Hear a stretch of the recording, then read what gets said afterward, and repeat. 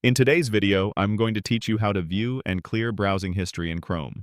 By the end, you'll know exactly where to find your history, how to review it, and how to clean it up safely when you need to. First, let's look at how to view your history. Open Chrome on your computer. In the top right corner, click the More menu, which looks like three vertical dots. From there, hover over or click History, then select History again. This opens the History page, where you'll see a chronological list of the sites you've visited. You can scroll through the list to review what you've been browsing, or use the search box at the top to quickly find a specific site or keyword. This is especially helpful if you're trying to pick up where you left off or double-check a page you visited earlier. If you notice entries from different times and dates, that's normal. Chrome groups your activity by time, so it's easier to scan. Now, if you want to clear your browsing history, go back to the same More menu in the top right corner. Choose Delete Browsing Data. Depending on your version, it may also say Clear Browsing Data.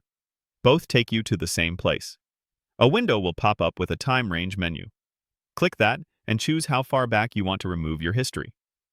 If you only want to remove the most recent activity, you might pick Last Hour. If you're doing a full cleanup, choose All Time. Next, make sure the box for browsing history is checked. This ensures you're specifically clearing the list of pages you've visited. If you only want to clear history, leave any other options unchecked. When you're ready, click Delete Data. Chrome will process your request, and once it's done, your browsing history for the selected time range will be removed. A few quick notes to keep things clear. If you're signed into Chrome and syncing history across devices, deleting your browsing history here may also remove it from your other synced devices. Also, once history is deleted, it can't be recovered, so double-check your time range before you confirm. After clearing, you can return to the history page to verify that the list reflects your changes. That's it. You now know how to view your browsing history and how to clear it when you want a fresh start or a bit more privacy.